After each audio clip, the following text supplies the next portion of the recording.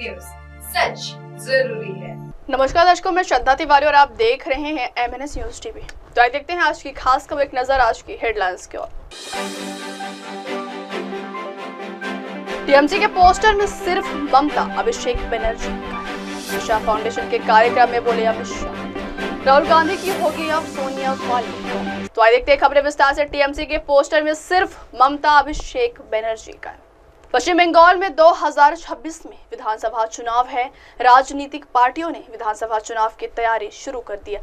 इसी तैयारी के मद्देनजर तृणमूल कांग्रेस का गुरुवार को बूथ स्तर के पार्टी कार्यकर्ताओं का सम्मेलन होने जा रहा है। पार्टी प्रमुख ममता बनर्जी 26 नवंबर को होने वाले विधानसभा चुनाव से पहले बूथ स्तर के कार्यकर्ताओं के साथ बैठक करने जा रही।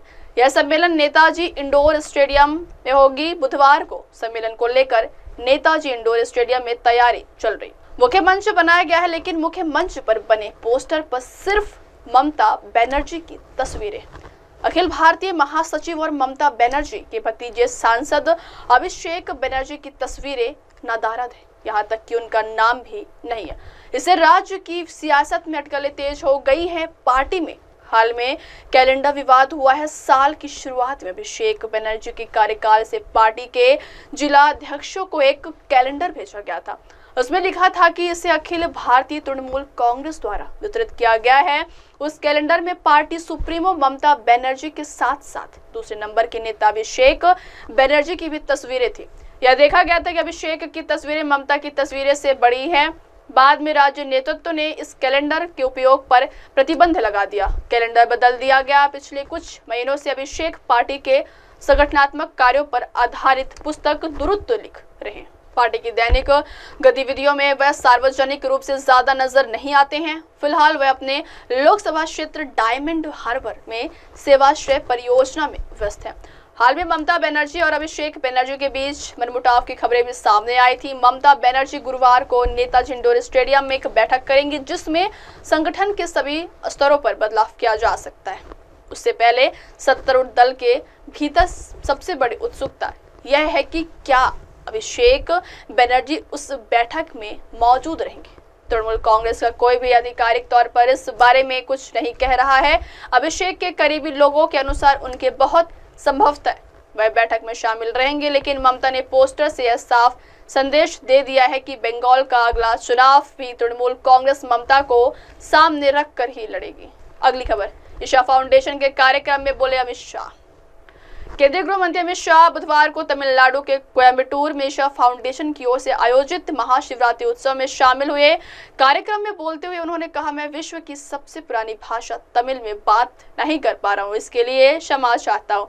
महाशिवरात्रि में आदि शिव के दर्शन हुए, इसके लिए सदगुरु का बहुत बहुत धन्यवाद। आज ही प्रयागराज में महाकुंभ समाप्त हो रहा है और कोयम्बटूर में आज भक्ति का महाकुंभ चल रहा है। अमित शाह ने कहा, आज शिव और पार्वती के मिलन का दिन है। आज भक्ति के माध्यम से भक्ति का मार्ग प्रशस्त होता है।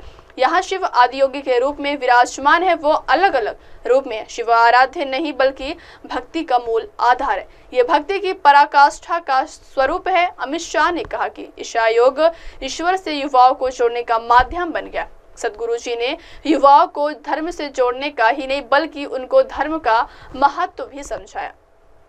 सदगुरु जग्गी वासुदेव आज लोगों को जीने का रास्ता दिखा रहे हैं। पूरी दुनिया को आपके जरिए सनातन धर्म को समझने का मौका मिला है। पूरी दुनिया को आपके जरिए पर्यावरण के लिए भी संदेश मिला है। अगली खबर, राहुल गांधी की होगी अब सोनिया वाली कांग्रेस।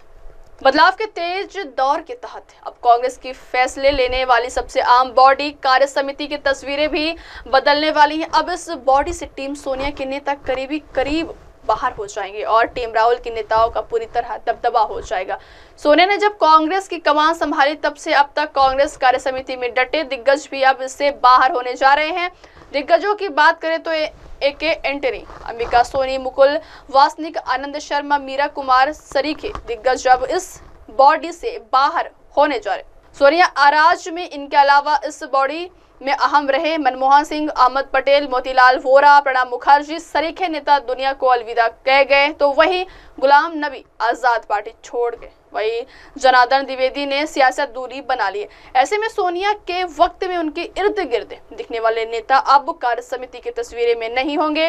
वैसे अब खुद बतौर पूर्व अध्यक्ष सोनिया गांधी भी अब कार्य समिति की बैठकों से नदारद ही रहती हैं। हालांकि सोनिया के बाद राहुल के भी करीबी रहे दिग्विजय सिंह के काम को बतौर भारत जोड़ो यात्रा संयोजक बेहतर माना गया, इसलिए भविष्य में भी यात्राओं के मद्देनजर वो बरकरार रह सकते हैं।